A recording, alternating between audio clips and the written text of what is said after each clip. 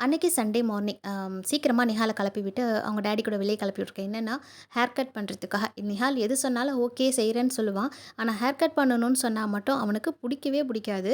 So, ஒரு வழியா அவங்க டாடி இருந்ததுனால கூட்டிட்டு போயிட்டா. க சரி ஹலோல கிளப்பி விட்டுட்டு வந்து பார்த்தா, மடிக்கிற துணியெல்லாம் அப்படியே கடந்துச்சு. எப்போதும் காய வச்ச துணி மாடியிலேயே மடிச்சு எடுத்துட்டு வந்துடுறது. இப்போ 2, 3 தடவையா வந்து பார்த்தீங்கன்னா, எடுத்துட்டு வந்து மடிக்கிறதுனால அப்படியே சேர்ந்து போயிடுச்சு. அது எல்லாத்தையும் மடிச்சு வச்சுட்டு, அடுத்த துணிய துவைக்கிறதுக்கு போட்டாச்சு. ஸோ வந்து பார்த்திங்கன்னா, மார்க்கெட் போயிட்டு இந்த குட்டி குட்டி மீனெல்லாம் வாங்கிட்டு வந்து வச்சிருந்தா. ஸோ இது வந்து சமைச்சு சாப்பிட்றதுக்கு பொடி மீன் ஆனா அவ்வளோ டேஸ்ட்டா நல்லாயிருக்கும் மண் சட்டியில செய்யும்போது. பட் அது க்ளீன் பண்ணுறது இருக்கு இல்லையா?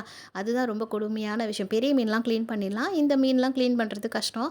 ஸோ ஒரு வழியா க்ளீன் பண்ணி எல்லாம் எடுத்தாச்சு. சமைக்கிறதுக்கு ரெடி பண்ணியாச்சு. சண்டேனாலே பிஸியா தானே போகும். நம்மளுக்கு வந்து லீவே கிடையாது. ஸ்கூல் மட்டும் தான் லீவு. எக்ஸ்ட்ரா வேலையா தான் எப்போவுமே அந்த வீக்கெண்ட்ல இருக்கும். இதனால தான் நான் அடிக்கடி சொல்றது சண்டேவா அப்படின்னு அதிர்ச்சியாவேன். முழிச்சாலே வேலையோட தான் சீக்கிரமா எந்திரிக்கிற மாரி இருக்கும். தூக்கம் கூட முடியாது. ஸோ அந்த மாரி தான் டே ஃபுல்லா அன்னைக்கு பிஸியா போயிடுச்சு. அன்னைக்கு வந்து எதிர்பார்க்காம ஒரு மெஹந்தி ஆர்டர்.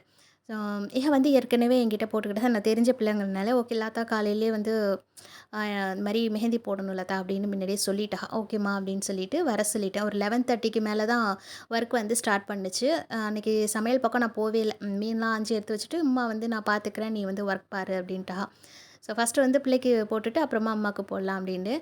2 பேருக்குமே சேம் மாடல்ல டிசைன் போட சொல்லி கேட்டிருந்தா. ஏன்னா அடுத்த நாள் வந்து கல்யாணம். மண்டே வந்து கல்யாணம். இன்ஸ்டன்ட்டா வந்து ஸ்டெயின் வரணுங்கிறதுனால, காவேரி கோன் இருக்கு இல்லையா? அதுதான் வாங்கிட்டு வந்தா. "நல்லா தான் நான் வந்து கோன் வாங்கிட்டு வந்துடுறேன்" அப்படின்னு சொல்லிட்டா. ஓகே மான்ட்டு. ஏன்னா நம்ம வந்து ஆர்கானிக் ஹென்னா யூஸ் பண்ணும்போது 2 நாளைக்கு முன்னாடி, 1 நாளைக்கு முன்னாடி போட்டா தான், அந்த டே அன்னைக்கு வந்து ஸ்டெயின் நல்லா வரும் இல்லையா?